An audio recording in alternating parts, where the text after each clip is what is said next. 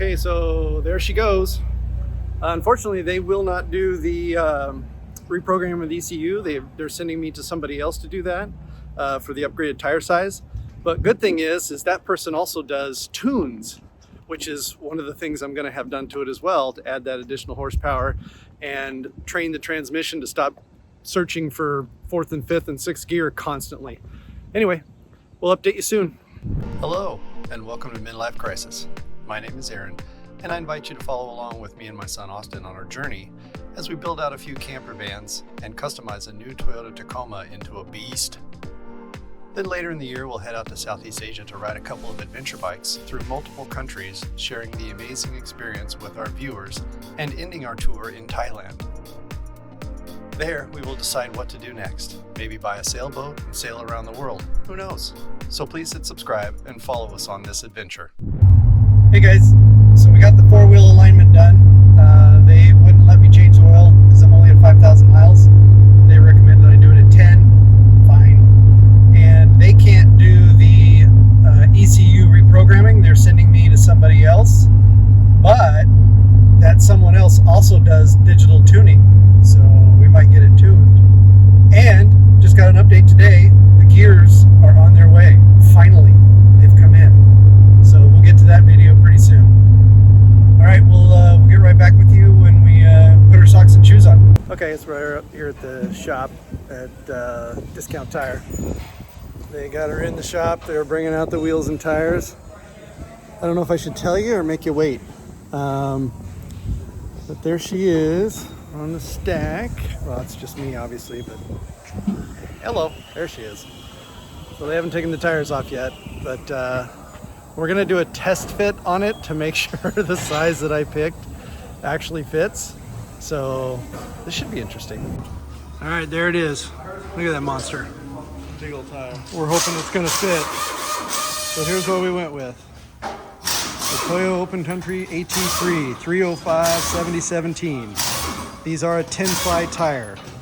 So we're gonna get one put together and see if it fits. We don't have any rubbing issues, and then we'll go all four. If not, we have to fall back to a 285 7017 KO2. So there's the two tires side by side. You can tell the other one's a whole lot bigger. So we got major rubbing going on here, so we're not going to be able to keep the 305s, and that's too bad. We're going to have to go to the KO2 285s. Well, that's a real bummer. Damn it. I was really hoping we'd get those 305s on there, but they're just a little bit too big, and they rub the backside of the front fenders. I knew they'd be fine in the back, but it was that turning radius I was worried about. We could have fit them if we did a 6-inch lift, but that's just too high for me. I feel like if I make sharp turns, I'm gonna fall over or something. So anyway, we're falling back to the 285 7017 BF Goodrich KO2s, and they are a C rating. They're not an E rating like these Toyos were. So they're, instead of a 10-ply, they're just going to be a 6-ply, which is fine. So anyway, they're going to get mounting those, and I'll show you the wheels. Actually, you saw the wheels just in that last video. They are a Moto metal, and I think they ran me about 211 bucks a piece. The KO2s are going to be right around 250 each, and then we got a cheaper all-terrain tire for the spare, because the spare is a 265 as well. So we're going to keep the same rim, the 16-inch rim that's underneath there, just because we don't need to spend any extra money, and put a proper size tire on there just in case we have a blowout on the trail or something. Anyway, keep you updated.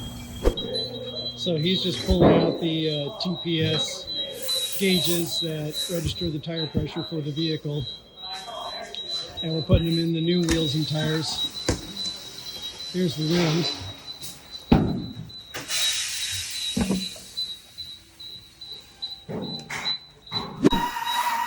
Got all these little busy bees over here at Discount Tire working hard on getting my tires and wheels done.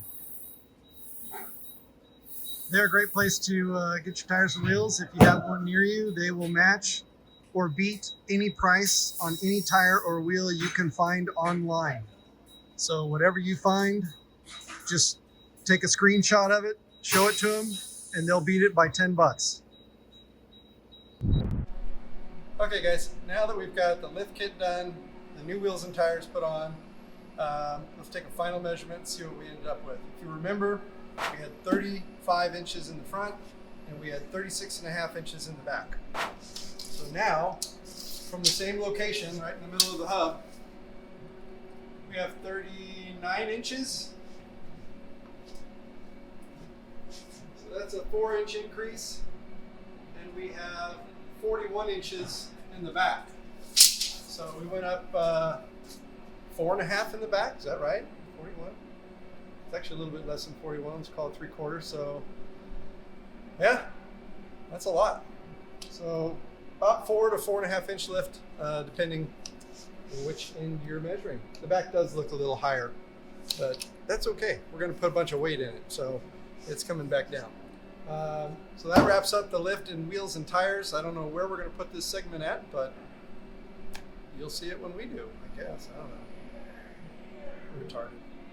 So hey,